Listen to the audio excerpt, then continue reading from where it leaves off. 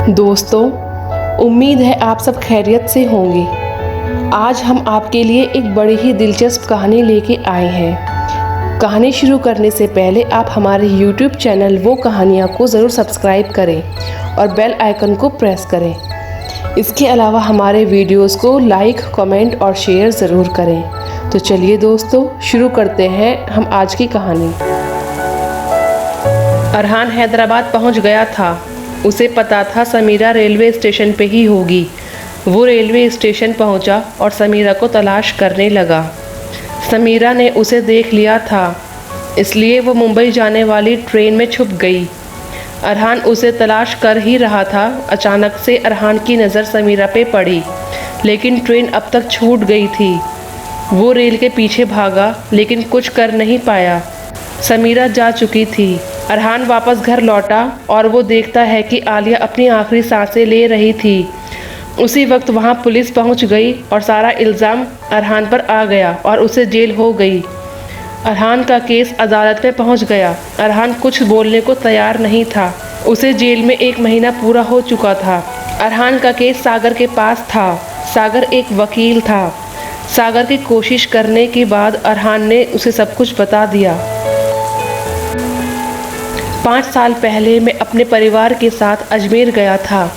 अजमेर में एक दरगाह है जो ख्वाजा गरीब नवाज की है। लोगों का मानना है कि यहाँ जो मांगो मिल जाता है। लोग यहाँ अपनी किस्मत आजमाने आते हैं। अचानक से मैंने एक लड़की को देखा जो ज़ोर ज़ोर से रो रही थी।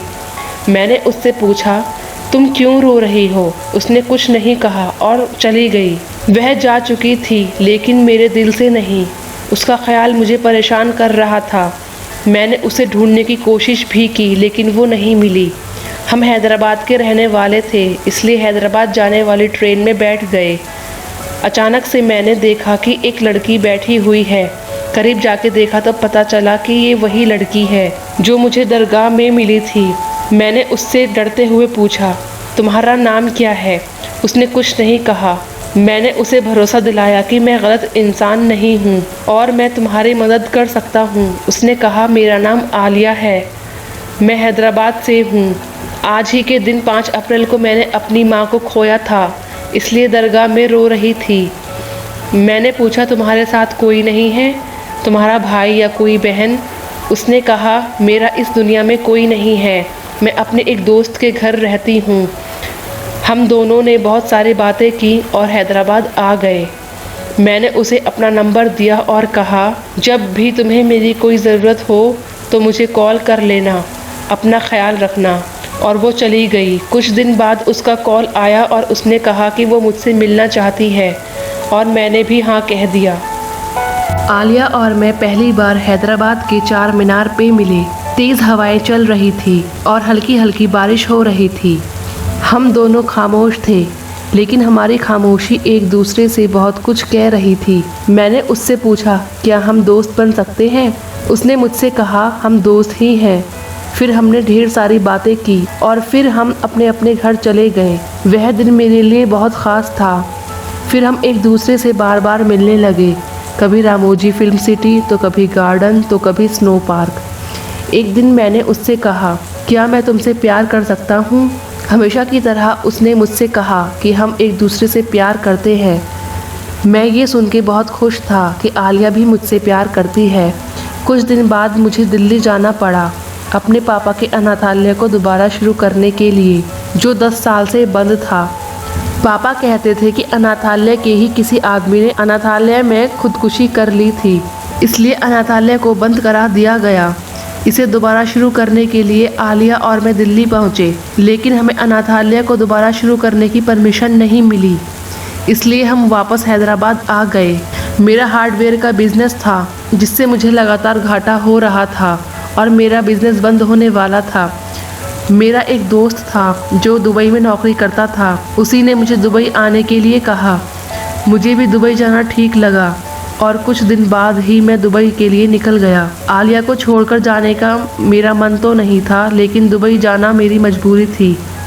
मैं दुबई पहुंच गया था और मुझे अच्छी नौकरी भी मिल गई थी। धीरे धीरे मैंने खुद का अलग से बिजनेस शुरू कर दिया और इसमें मुझे बहुत फ़ायदा भी हुआ। मेरा काम बहुत ज़्यादा बढ़ चुका था और मेरे लिए इसे संभालना मुश्किल हो रहा था। मुझे ज़रूरत थी एक सहायक की जो मेरे बिजनेस में मेरी मदद करे। सहायक के इंटरव्यू शुरू हुए और सहायक के लिए मैंने समीरा को फाइनल किया।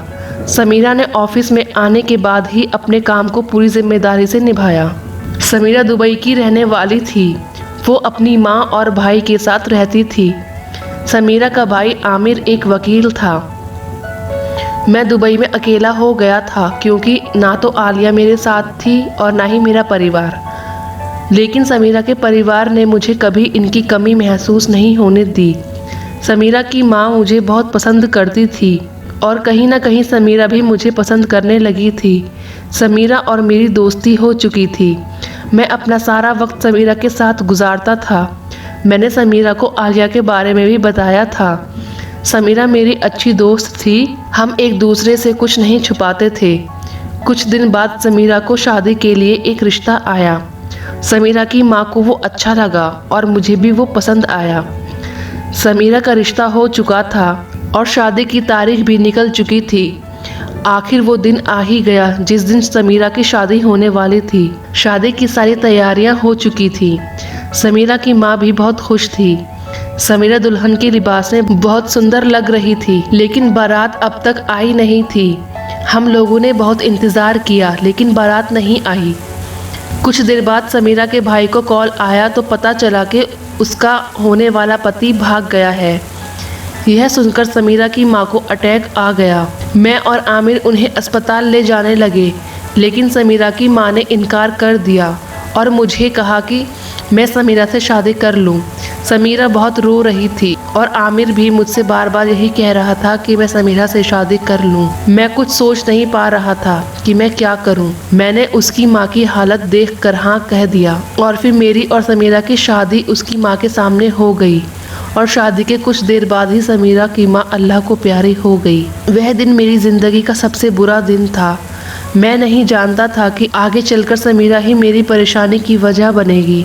समीरा और मैं दुबई से वापस हैदराबाद लौटे और हैदराबाद आते ही हम दोनों मेरे घर गए। मेरी माँ और पापा को पता नहीं था कि मैंने शादी कर ली है। वो हमें देखकर बहुत नाराज़ हो गए और कुछ दिनों तक हमसे बात नहीं की, लेकिन हमने माँ और पापा को समझा दिया। लेकिन सबसे मुश्किल था आलिया को समझाना। एक दिन आलिया मेरे घर आई तो उसे पता चला कि मैंने शादी कर ली है। वो मुझसे बहुत नाराज़ हो गई और उसने मेरी कोई भी बात नहीं सुनी और वह अपने घर चली गई। उस दिन आलिया बहुत दुखी थी। मेरी माँ और पापा को समीरा पसंद नहीं थी। मेरा घर अब घर नहीं जंग का मैदान बन गया था और मेरी ज़िंदगी में कोई खुशी बाकी नहीं रह गई थी। इसलिए कुछ सुकून पाने के लिए मैं आलिया से मिलने गया और मैंने उसे समझाया कि मैंने ये शादी सिर्फ मजबूरी में की है। आलिया ने मुझे माफ़ कर दिया था। अब मैं समीरा से छुप के आलिया से मिलने लगा था और धीरे धीरे समीरा की वजह से मेरे घर की खुशियाँ ख़त्म होने वाली थी और पापा भी बीमार रहने लगे थे। एक दिन पापा की मौत हो गई। इससे पहले कि समीरा की वजह से मेरा घर टूट जाता, मैंने तय किया कि मैं आलिया से शादी करूँगा। माँ को भी आलिया पसंद थी। मैंने आलिया से शादी कर ली और हम दोनों घर आ गए। समीरा ये देख के बहुत नाराज़ हुई, लेकिन समीरा को ये भी पता था कि मैं आलिया से प्यार करता हूँ। अब समीरा, आलिया और मैं एक ही घर में रहते थे। समीरा और आलिया एक दूसरे के दुश्मन बन गए थे। समीरा को मेरी और आलिया की खुशी देखी नहीं जाती थी। वो आलिया से बहुत नफरत करती थी, इसलिए मैंने आलिया के लिए दूसरा घर ले लिया। कुछ दिन बाद अचानक से माँ की तबीयत बिगड़ गई और जब तक हम अस्पताल पहुँचते तब तक माँ की मौत हो गई थी। मैं बहुत दुखी था। आलिया ने मुझे संभाला। डॉक्टर से पूछने पर पता चला कि मेरी माँ की मौत सांस रुकने की वजह से हुई थी। कुछ दिन बाद 5 अप्रैल शाम के 7 बज रहे थे। आलिया को समीरा के खिलाफ कुछ सबूत मिले। आलिया ने मुझे बताया कि मेरी माँ की मौत नहीं, हत्या हुई थी और ये किसी और ने नहीं, समीरा ने की थी। मैं ये सुनकर हैरान था। मुझे यकीन नहीं था कि समीरा मेरी माँ की जान ले सकती है। मैं समीरा के घर पहुँचा, लेकिन समीरा वहाँ नहीं थी। मुझे आलिया का कॉल आया और उसने मुझसे कहा कि उसके पास समीरा के खिलाफ सबूत है। उसी वक्त मैं उसके घर गया। मैं वहाँ पहुँचा तो आलिया को बंदूक की गोली लगी थी। मैं ये देख के बहुत डर गया। मैंने आलिया से पूछा कि ये सब किसने किया। आलिया ने मुझसे कहा, ये सब समीरा ने किया है, क्योंकि मेरे पास उसके खिलाफ सबूत थे। मैंने उसे अस्पताल ले जाना चाहा, लेकिन उसने कहा मैं बच नहीं पाऊंगी। लेकिन अगर तुम मुझे अस्पताल ले गए तो समीरा भाग जाएगी। समीरा मेरी और तुम्हारी माँ की कातिल है, तुम उसे मत छोड़ना। आलिया की बात सुन के मैं समीरा के पीछे भागा। मुझे पता था कि वो रेलवे स्टेशन गई होगी। मैं हैदराबाद के रेलवे स्टेशन पर पहुंचा, लेकिन तब तक मुंबई जाने वाली ट्रेन छूट चुकी थी। मैं वापस घर आया तो देखा आलिया अपनी आखिरी सांसें ले रही थी। तभी पुलिस आ गई और मुझे गिरफ्तार कर लिया। ये थी मेरी कहानी। आलिया का खून मैंने नहीं, समीरा ने किया है। अरहान ने सागर को सब कुछ बता दिया था। सागर ने अरहान से कहा, मैं तुम्हें बचा लूँगा, लेकिन हमारे पास इस बात का कोई सबूत नहीं है कि आलिया का खून समीरा ने किया है। सागर ने अरहान से कहा कि वो समीरा को तलाश करेगा और सारे सबूत ढूंढ निकालेगा। कुछ दिन बाद अरहान को अदालत में पेश किया गया। सारे सबूत और गवाह अरहान के खिलाफ थे और कोई भी सबूत समीरा के खिलाफ नहीं था। अदालत ने अरहान को आखिरी मौका दिया और अरहान से कहा गया कि अगर वह सबूत नहीं ला पाया तो उसे उम्र कैद की सज़ा सुनाई जाएगी और वह अदालत का आखिरी फैसला होगा। अरहान हिम्मत हार चुका था। अदालत की सुनवाई का आखिरी दिन आ गया। अरहान को अदालत में पेश किया गया। सागर के पास अरहान की बेगुनाही का कोई सबूत नहीं था। अरहान पूरी तरह से डर गया था। अदालत अपना फैसला सुनाने वाली थी। तेज़ हवाएं चल रही थी। अदालत के दरवाजे बंद चालू हो रहे थे। अरहान का डर उसे अंदर ही अंदर खा रहा था। अचानक से एक आवाज़ आई, रुकिए जज साहब। ये आवाज़ किसी और की नहीं, समीरा की थी।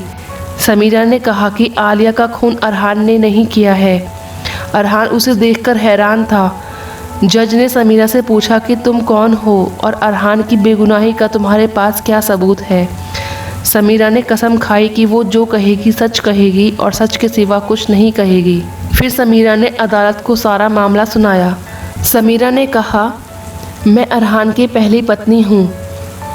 हम दोनों ने दुबई में शादी की थी, फिर हम हैदराबाद वापस आ गए।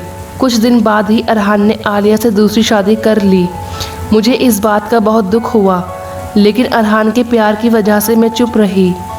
कुछ दिन बाद अरहान के पापा की मौत हो गई।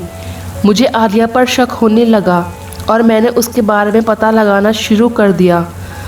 मैं उसके बारे में कुछ पता लगाती, उससे पहले ही अरहान की माँ की मौत हो गई और आलिया ने सारा इल्ज़ाम मेरे ऊपर डाल दिया। मुझे पता था अरहान मेरी बात का यकीन नहीं करेंगे, इसलिए मैं सबूत ढूंढने के लिए वहाँ से भाग गई। बाद में पता चला कि आलिया का खून हो चुका है। फिर मैंने उसके बारे में सब कुछ पता लगाना शुरू कर दिया और ये पता लगाने मैं उसके गांव पहुंच गई और वहां मेरी मुलाकात रोशनी से हुई और उसने मुझे सब कुछ बता दिया। अरहान के पापा का अनाथालय था और सादिया वहां खाना बनाया करती थी। एक दिन अनाथालय के बच्चे अचानक से बीमार पड़ गए। जांच पड़ताल करने पर पता चला कि बच्चों के खाने में जहर था। अरहान के पापा ने सादिया को इसका जिम्मेदार बताया और सादिया को पुलिस के हवाले कर दिया। 5 अप्रैल का दिन था। सादिया पुलिस स्टेशन से भाग गई और उसी अनाथालय में आकर खुदकुशी कर ली और उस अनाथालय को बंद करा दिया गया। सादिया की एक बेटी थी जिसका नाम आलिया था। आलिया को अपनी माँ की मौत का बदला लेना था। कुछ सालों बाद उसने अपने एक दोस्त से शादी कर ली। उसके दोस्त ने अरहान के परिवार से बदला लेने में उसकी मदद की। उसका दोस्त कोई और नहीं, अरहान का वकील सागर है। वो अरहान से अजमेर में मिली, अरहान से प्यार का झूठा नाटक किया और धीरे धीरे अरहान के करीब आने लगी और अरहान के दिल में अपनी जगह बना ली और साथ ही उसके माँ और पापा का भी दिल जीत लिया। लेकिन वह हैरान तो तब हो गई जब अरहान ने मुझसे शादी कर ली। उसे बहुत गुस्सा आया। फिर उसने मेरे और अरहान के बीच नफरत पैदा कर दी और कुछ दिन बाद उसने अरहान के पापा को भी मार दिया और साथ ही अरहान को संभाला भी। कुछ दिन बाद ही उसने अरहान से शादी कर ली और हमारे घर आ गई। फिर अरहान की माँ को भी मार दिया और सारा इल्ज़ाम मेरे ऊपर डाल दिया। आलिया का अगला शिकार अरहान था। वो उसे मारने वाली थी। उसे 5 अप्रैल का इंतज़ार था, लेकिन इससे पहले 5 अप्रैल आता आलिया को अरहान से प्यार हो गया और उसने अपना इरादा बदल दिया। ये सब सागर को पता चला, जो आलिया का पति था। सागर ने सोच लिया कि अगर आलिया अरहान को नहीं मारेगी तो वो खुद अरहान को मारेगा। 5 अप्रैल शाम के 6 बज रहे थे। सागर अरहान को मारने निकल गया, लेकिन वो अरहान को मारता इससे पहले मेरे भाई आमिर ने आलिया को मार दिया, क्योंकि वो नहीं चाहता था कि मेरी ज़िंदगी आलिया की वजह से ख़राब हो जाए। मेरे पास इसका सबूत भी है। समीरा ने अदालत में सबूत पेश किए और अरहान बाइज्जत बरी हो गया। अरहान ने समीरा से माफ़ी मांगी। अरहान और समीरा वहाँ से चले गए और सागर पर भी कार्रवाई की गई और आमिर को भी अदालत ने उम्र कैद की सज़ा सुनाई। अरहान और समीरा दोनों ने अपनी ज़िंदगी की नई शुरुआत की।